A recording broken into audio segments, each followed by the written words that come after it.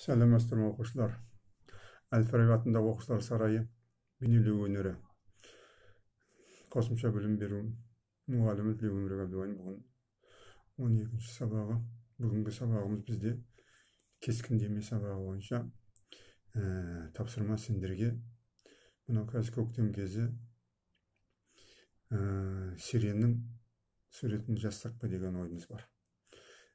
Сирен бұл енді гүл, бұнда енді кішкене фиолетовый цвет, розовый цветтер қолдансаңдар болады. Бірінші мындай қағазды алып алып, осыған примерно бір композиция жасап алыңдар. Сиреннің расположение болған кезде қандай нестеді компоновать ету. Мысалы, мен қазір алып көремін лайнын. Мынандай мен просто мынау бүйтіп шығарып қойдым. Енді алған кезде осыны бірінші техника деген болады. По мокрому дейді ғой. По мокрому болған кезде кешкінді алыңдар да болдар. Сулаңдар да осы жаңа ішін примерно формасы тұрады. Соны кішкене сулап алыңдар. Сулап алыңдар. Өте қатты суламасаңдар да болады.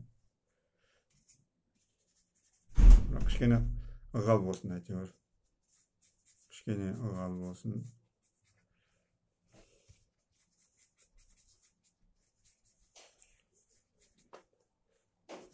Бірінші мұна ығалып алдым. Енді осыған мен енді кішкене светтер кіргізе бастаймын. Бірінші мұна жоғары жағына мысалы мен кішкене бір көкшілдеу сиренің светті алып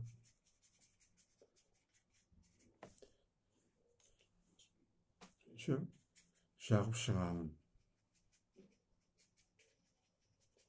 Содан кейін бұны енді істеген кезде бірте-бірте ары қарай кішкене қоюлата береміз. Штрих дейді ғой, штрихті кішкене свободно істеңдер, жан-жаққа штрих. Стақанды мысалы болған кезде кішкене енді алған кезде зеленого. Там стеклянного самба деймін мен. Так. Теплый зеленоватый цвет.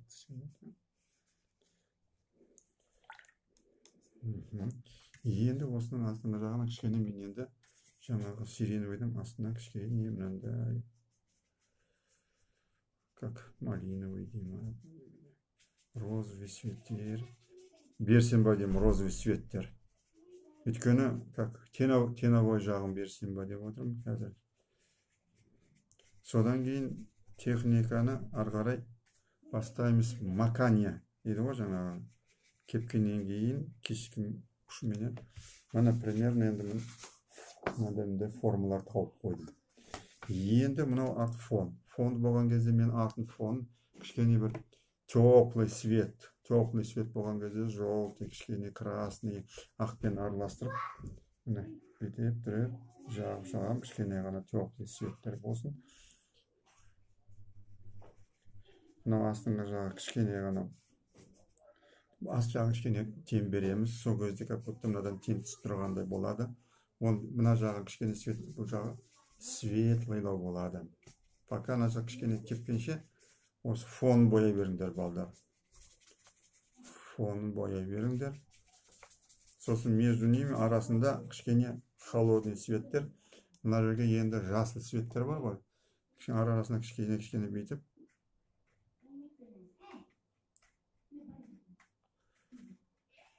Так, жасыл цветтер.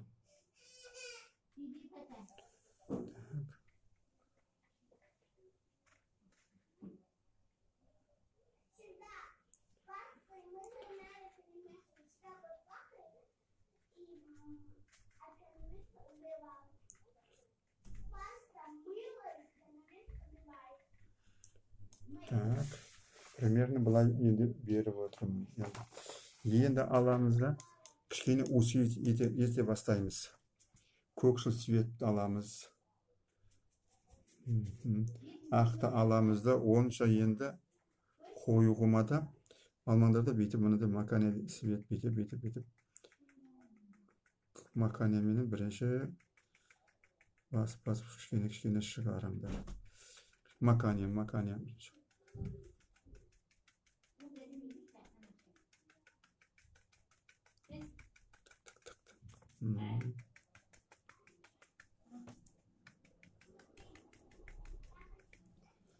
Ақ свет кішкене енді бұл жерде кішкене шынындағы кезде көбірек қолданады. Ақ пен көк ультрамарин бар ғой, соны араластырып кисточканың ұшымен, болмаса жаңағы ухочистка бар ғой, сонымен сендер істесеңдер болады. Ухочисткамен де маканиямен істесін. Макания жағы. Астыңғы жағын кішкене ғана бүйтіп светін қоюлап аламын. Қоюлап тұрып, көлеңке жағын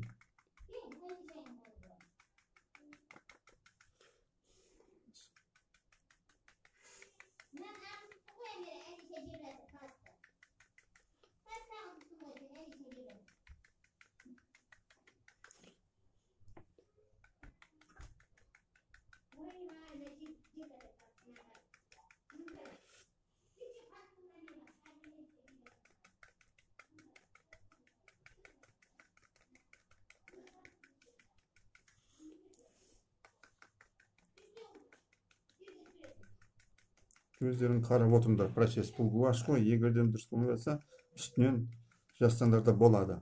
Макания кепкеннен кейін кептіріп барып, үстінен тоже свет жағын байқап отырыңдар. Свет менде мынау сол жақтан түсіп тұр ғой. Мұны кішкене, бұл жағын кішкене ағартыңқырап берем қазір.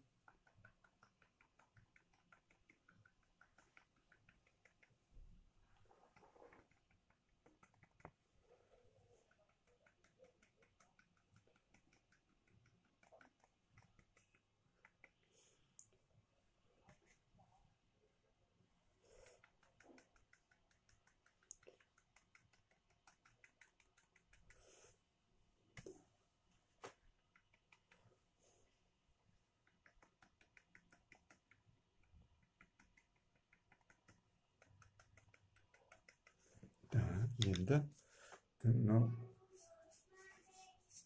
кішкене астыңғы жағын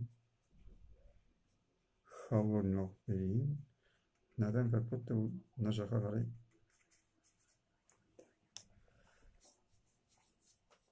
столдың үстінде тұр ғой. Астыңғы жағын кішкене холодный жоғары қарай столдың үстін мына жерде светлый қыла саламыз қазір.